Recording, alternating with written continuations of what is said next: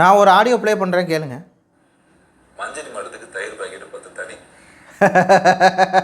மஞ்சரி மேடத்துக்கு 10 தயிர் பாக்கெட்டு தனி அப்படின்னு சொல்லி ரஞ்சித் வந்து பார்த்தீங்கன்னா மஞ்சரியை வச்சு பொலன்னு பொழந்து விட்டாப்ல அப்படிங்கிற மாதிரி தான் இருக்குது. வேறு லெவல் ரஞ்சித் சார் மாஸ் பண்ணிட்டாரு.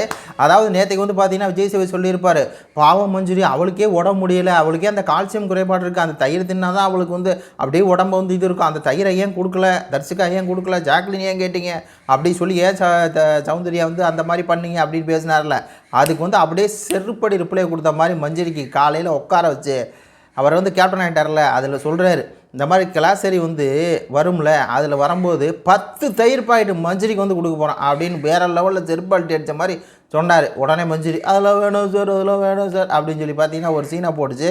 அதுக்கப்புறம் சவுண்டு வந்து எந்திரிச்சு திருப்பி மஞ்சரியை போட்டு பொழக்கிறாங்க. இந்த மாதிரி ரஞ்சித் சார் சொல்லியிருப்பார், நம்ம இந்த வாரம் முழுக்க கொஞ்சம் பாசமாக இருக்கணும் அப்படின்னு சொல்லி.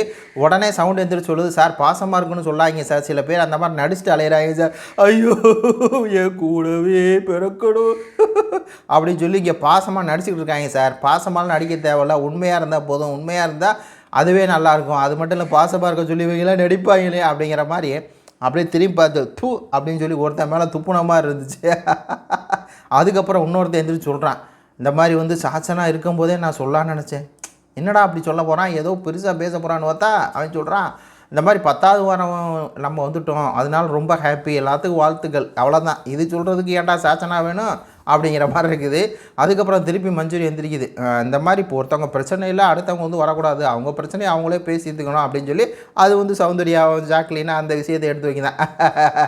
உனக்கு வயிறு எரியுத மஞ்சரி, வயிறு எரியுத, போய் உங்கள் தாய் பாசை காட்டுங்க. அப்படியே வெளியே இருக்கும்போது மஞ்சரி வந்து எல்லாத்தையும் முன்னேற்றி விட்டு அப்படியே பார்த்து சிரிப்பாங்களாம். நல்லா பணக்காரி, நல்லா அவங்க அம்மா ஸ்கூல் வச்சுருக்கு, அப்பா அரசியல்வாதி, காசு பணம் இருக்குது, அந்த திமிரில் அது எதையாவது பண்ணத்தான் செய்யும், அதை புகழ்ந்தால் தானே, அதை புகழ்ந்தால் முத்துக்குமரனுக்கு டப்பா கிடைக்கும்ல அப்படிங்கிற மாதிரி இருக்கும். கருத்துக்களை சொல்லுங்கள். நன்றி, வணக்கம்.